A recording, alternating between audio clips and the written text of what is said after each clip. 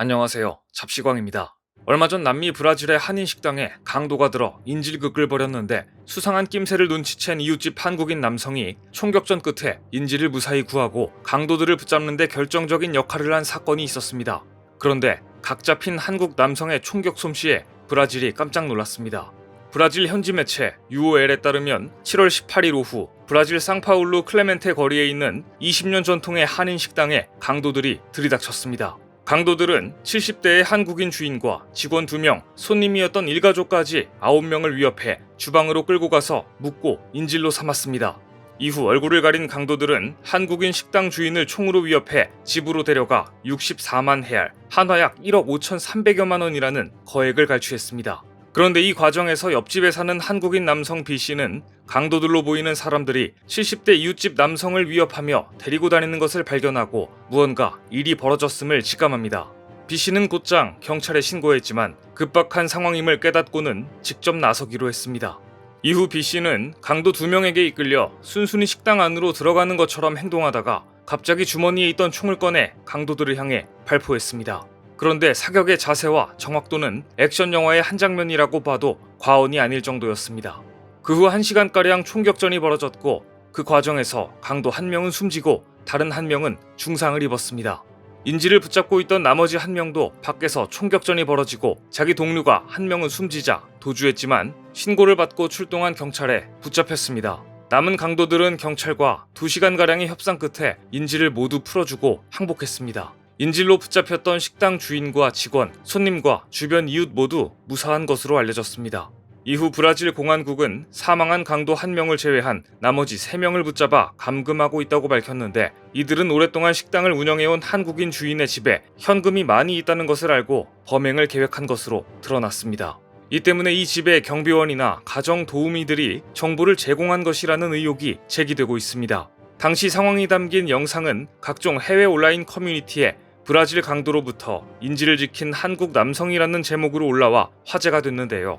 해외 네티즌들도 대체 어떤 사람이길래 저렇게 민간인이 총을 잘 쏘는가? 한국 남성들은 전부 군대에 간다더니 모두 저런 훈련을 받았나 보다.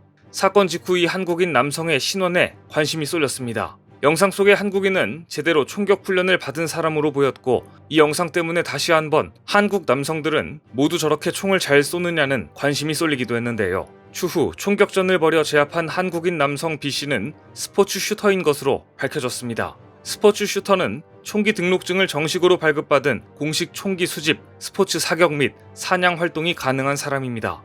이 사람이 아니었다면 한국인 식당 주인은 물론 인질들까지도 해를 입었을지 모릅니다. 이 사건 덕분에 브라질에서는 강도들도 한국인이 운영하는 식당에 함부로 들어가서는 안 되겠다는 인식이 확산되고 있습니다. 한국 남성의 전투력이 화제가 된 것은 1990년대 초반 LA 폭동 때 코리아타운을 지켜낸 이유라도 유명했습니다. 1992년 LA 흑인 폭동은 오랫동안 누적되어 왔던 미국 사회에 흑인 차별이 폭발한 사건으로 역사상 최대 규모의 무장 사태였습니다. 총기를 소지할 수 있는 미국에서 분노한 흑인들이 집단으로 일어서자 도시는 순식간에 광란과 폭력의 도가니에 빠졌고 흑인들은 무법지대가 된 LA의 주요 상가를 약탈하기 시작했습니다. 그 중에서도 백인과 흑인 거주지의 중간 지점에 있던 코리아타운의 피해가 엄청났습니다. 초반에 LA 경찰은 진압에 적극적으로 나서지 않았습니다. 그러자 흑인들의 약탈은 점점 더 많아졌고 사태는 걷잡을 수 없이 커져 당시 LA 시내는 흑인과 중동계가 아니면 밖에 돌아다닐 수 없을 정도로 위험했습니다.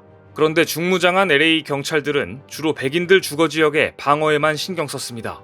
이를 본 코리아타운의 한인 남성들은 우리 지역은 우리가 지키지 않으면 안 되겠다는 것을 인식하고 곧바로 중무장을 하고 직접 코리아타운을 지키기 시작합니다. 당시 한국 남자라면 대부분 군필자였고 누구든지 총기를 다룰 줄 알았습니다. 그런데 총기 숙련도보다 주목을 받은 것은 순식간에 갖춰진 지휘체계였습니다. LA 한인회가 한국 남성들을 소집한 지 불과 이틀 만에 군대 형태의 집단이 만들어졌다고 합니다.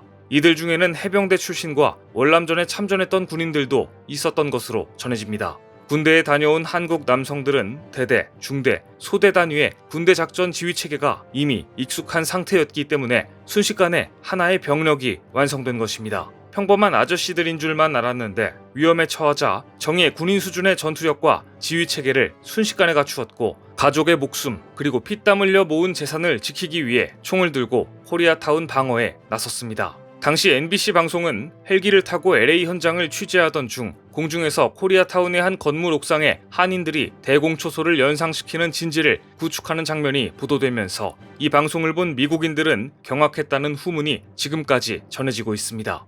이후 방송사에서 자세히 분석해본 결과 코리아타운 건물 옥상에는 대공초소가 실제 여러 곳 설치돼 있었고 한인들은 초소에 침입자가 들어오면 순식간에 포위하는 고도의 진영까지 갖춘 방어 체계를 만들어 놓고 있었습니다.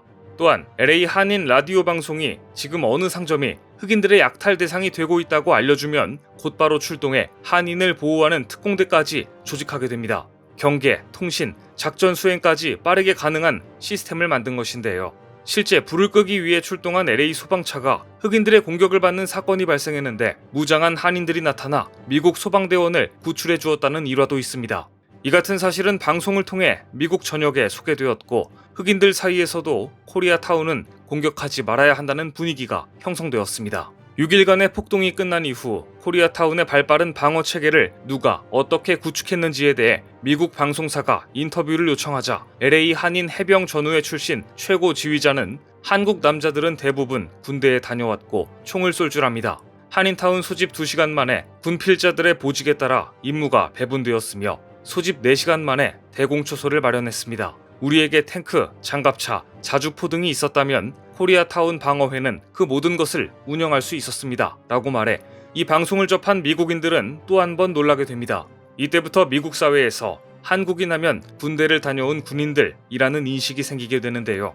한국군의 인기는 지금도 해외에서 뜨겁습니다. 최근에는 한류 열풍이 한국 군복으로까지 이어져 한국 군복을 입은 패셔니스타들의 사진이 인기를 끌고 있기도 합니다. 얼마 전 한 온라인 커뮤니티에는 해외의 밀리터리룩이라는 제목의 게시물이 올라왔는데 세계 각지에서 자신의 패션을 뽐내는 외국인들의 이미지가 여러 장 첨부돼 있었습니다.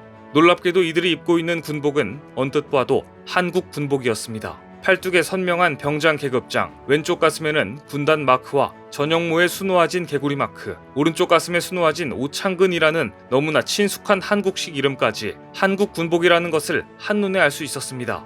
일본 누리꾼들은 전역하고 나면 옷장 구석에 넣어두는 한국 군복을 이렇게 사랑하다니 이건 또 다른 형태의 한류인가 라며 반가워했습니다.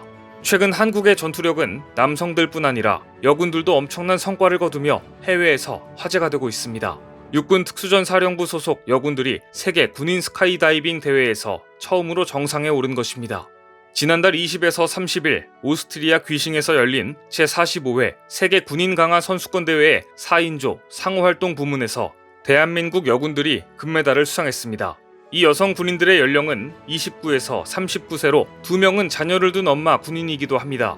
상호 활동은 고도 약 3.2km 상공의 항공기에서 이탈한 강화자 4명이 정해진 시간 안에 서로의 팔다리를 잡으며 최대한 많은 대형을 정확히 만드는 팀이 승리하는 방식입니다. 전체 8라운드로 진행된 이번 경기에서 우리 여군 특전사 선수들은 1라운드부터 선두를 유지하며 총 187점을 획득해 모로코와 프랑스를 따돌리고 금메달을 획득했는데요. 영상을 보면 보기만 해도 아찔한 공중에서 어떻게 저런 대열을 갖추어 일사불란하게 움직이는지 놀랍습니다. 이들 대부분은 1000회 이상의 강화 기록을 보유한 특전사 여군들로 대회 몇 달 전부터 새벽에 출근해 체력 단련과 일과 시간 고공 강화 훈련에 이어 퇴근 후에도 강화 대형을 반복 연습하는 등 구슬땀을 쏟았다는 후문입니다. 과거부터 이어진 한국인들의 놀라운 활약은 해외에서 한국군의 위상을 드높이고 있습니다. 오늘 준비한 소식은 여기까지입니다. 댓글을 통한 여러분들의 많은 의견 기다리겠습니다. 시청해주셔서 감사합니다.